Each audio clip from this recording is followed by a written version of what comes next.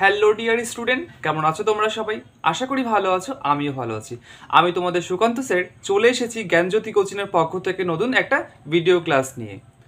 এর আগের আমার ক্লাস ছিল তোমাদের সম্পদের বিভিন্ন ধারণা সম্পর্কে। আজকে আমি তোমাদের যে ক্লাসটা দেব সেটা হচ্ছে সম্পদের বিভিন্ন সংজ্ঞাগুলি।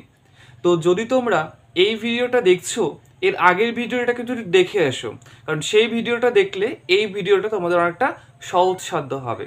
তো চলো শুরু করা যাক আজকের ক্লাস। আজকে তোমাদের করাচ্ছি রিসোর্স জিওগ্রাফির মধ্যে তোমাদের সম্পদ বলতে কি বোঝো বা সম্পদের বিভিন্ন সংজ্ঞা।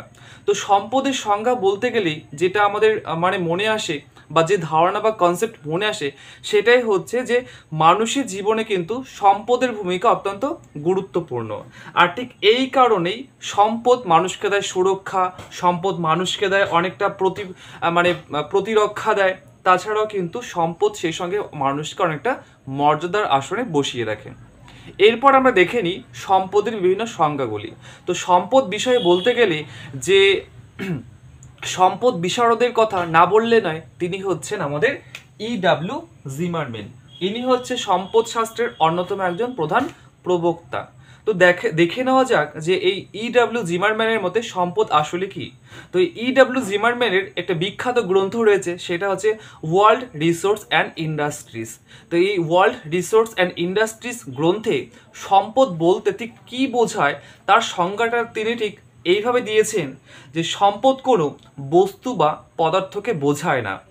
কোনো বস্তু বা পদার্থ যে কাজ করে, অথবা কোনো বস্তু বা পদার্থ যে কাজে অংশগ্রহণ করতে পারে, অর্থাৎ তার মধ্যে যে সুপ্ত কার্যকরী ক্ষমতা রয়েছে, সেটাই হচ্ছে প্রধানত সম্পদ। অর্থাৎ সম্পদ হলো মানুষের অভাব মোচন করে এবং মানুষকে নির্দিষ্ট লক্ষ্য পূরণ করে ও তার সঙ্গে মানুষের বিভিন্ন চাহিদা মেটায়। আসলে জিমারম্যান বলতে চেয়েছে সম্পদ হলো সেই সব বিষয় বা সেই সব বস্তুগুলি যা মানুষের বিভিন্ন চাহিদাকে মেটায়, যা মানুষের বিভিন্ন কাজকর্মে অংশগ্রহণ করে, যার নিজস্ব কাজ করার দক্ষতা বা ক্ষমতা রয়েছে, সেটাই তিনি সম্পদ বলতে তার ওয়ার্ল্ড রিসোর্স অ্যান্ড ইন্ডাস্ট্রিজ গ্রন্থে কিন্তু তিনি বরাবরই উল্লেখ করে গেছেন।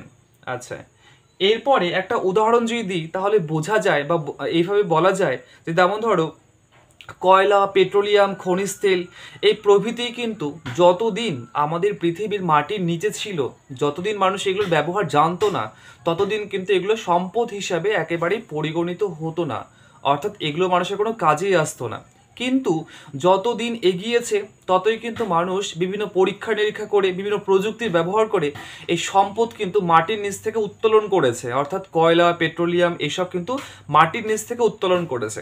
তারপরেই মানুষ সেটাকে বিভিন্নভাবে কাজে ব্যবহার করেছে। অর্থাৎ এই কয়লা, পেট্রোলিয়াম বা লোহা, যে কোনো আকরিক বা যে কোনো জিনিস যখন মানুষ তার ব্যবহার জানতো না, তখন কিন্তু সেটা আমাদের কাছে সম্পদ হিসেবে কোনো গুরুত্বই ছিল না। কিন্তু যখন সেটা মানুষকে তার প্রযুক্তি, জ্ঞান, বুদ্ধি, সংস্কৃতির সাহায্য নিয়ে সেটাকে তার কাজে লাগিয়েছে, তার ব্যবহার করেছে, তার ফলে কিন্তু সেটা সম্পদে পরিণত হয়েছে। এবার এই কয়লা, পেট্রোলিয়াম এসবের ব্যবহার কিন্তু একটা সময় খুব সীমিত ছিল, কিন্তু যত দিন যাচ্ছে বিশ্ব উষ্ণায়নের যুগে কিন্তু এর ব্যবহার আরও বহুমুখী ব্যবহার হচ্ছে, যার জন্য কয়লা, পেট্রোলিয়াম এসব কিন্তু অমূল্য সম্পদে পরিণত হয়েছে। আচ্ছা, এরপরে আমাদের রয়েছে এনসাইক্লোপিডিয়া অফ সায়েন্স প্রদত্ত সংজ্ঞা। অর্থাৎ এনসাইক্লোপিডিয়া অফ সায়েন্স যে সম্পদ বলতে ঠিক কী বোঝো সেই সংক্রান্ত যে সংজ্ঞা দিয়েছেন সেটা ঠিক এইরকম: সম্পদ হলো মানুষের, পরিবেশের সেই সমস্ত বিষয় যেগুলি মানুষের চাহিদা পূরণ করে ও সামাজিক উদ্দেশ্য সাধন করে, অথবা যেগুলি চাহিদা পূরণ ও উদ্দেশ্য সাধনের সম্ভাবনা রয়েছে, সেগুলিকেই এনসাইক্লোপিডিয়া অফ সায়েন্স কি বলেছে? সম্পদ। অর্থাৎ কি, এখানে কিন্তু একটা বিষয় খুব ক্লিয়ার হওয়া দরকার যে এই যে এনসাইক্লোপিডিয়া অফ সায়েন্স যে সম্পদের ধারণাটা দিয়েছে, অর্থাৎ কি মানুষের বিভিন্ন চাহিদা পূরণ করবে, মানুষের বিভিন্ন সামাজিক উদ্দেশ্য সাধন করবে, সেই উদ্দেশ্য সাধন করবে বা যেসব মানুষের চাহিদা পূরণ করবে সেটাকেই এরা বলেছে সম্পদ। এরপরে যে আধুনিক সংজ্ঞা বা বর্তমান যে সংজ্ঞাটা রয়েছে সেটা একটু ডিসক্রাইব করা যাক। তো আধুনিক বা বর্তমান যে সংজ্ঞাটা আছে সেটা ঠিক 1992 সালের তোমরা অনেকেই জানো ব্রাজিলের রিও ডি জেনেরোতে যে বসুন্ধরা সম্মেলন হয়েছিল, এই বসুন্ধরা সম্মেলনে কিন্তু এই সম্পদ বিষয়ে যে সংজ্ঞাটা তুলে ধরা হয় সেটা ঠিক এইরকম, যে কোনো বস্তু বা তার কার্যকারিতা মাধ্যমে মানুষের চাহিদা পূরণের সঙ্গে জীবমণ্ডলের সংরক্ষণকেও সুনিশ্চিত করে, তাকেই বলেছেন সম্পদ। অর্থাৎ এখানে কি হচ্ছে, যে কোনো বিষয়ের তার কার্যকারিতার মাধ্যমে কি করবে, মানুষের বিভিন্ন চাহিদা পূরণ করবে বা মানুষের বিভিন্ন অভাব পূরণ করবে, আর তার সঙ্গে কি হবে, জীবমণ্ডলকে সুরক্ষিত করবে। সেই বিষয়টা বা সেই টপিকটাকে বলা হয়েছে প্রধানত সম্পদ। তাহলে এই যে সম্পদ রয়েছে, সম্পদের কিন্তু বিভিন্ন দৃষ্টিকোণ থেকে এর বিভিন্ন সংজ্ঞা দেওয়া যায়। তো আমি এই 3টে দৃষ্টিকোণ থেকে সম্পদের শ্রেণী বিভাগটা আলোচনা করলাম। আর এছাড়াও কিন্তু এর আগের ভিডিওতে সম্পদের কনসেপ্ট কিন্তু আমি সেখানে টোটালটা ক্লিয়ার করে দিয়েছি। আর এখানে এই ভিডিওতে সম্পদের সংজ্ঞাগুলোই আমি তোমাদের সামনে উপস্থাপন করলাম। ভিডিওটি ভালো লাগলে অবশ্য লাইক করবে, শেয়ার করবে। আর তোমরা যারা এখন আমাদের কোচিং অ্যাডমিশন নাওনি, যারা এই কোর্সটা করনি, তারা কিন্তু 3rd সেমিস্টারের জন্য তোমরা অ্যাডমিশন নিয়ে নেবে। আমাদের সঙ্গে যোগাযোগ করতে হলে তোমাদেরকে কন্ট্যাক্ট করতে হবে 6295916282, অথবা আরেকটা নাম্বার আছে 7076398606।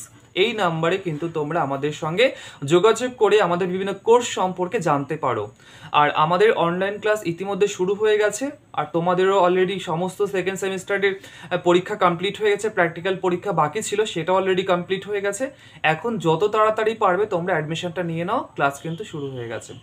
অবশ্যই ভালো লাগলে একটা লাইক করে দেবে। Thank you.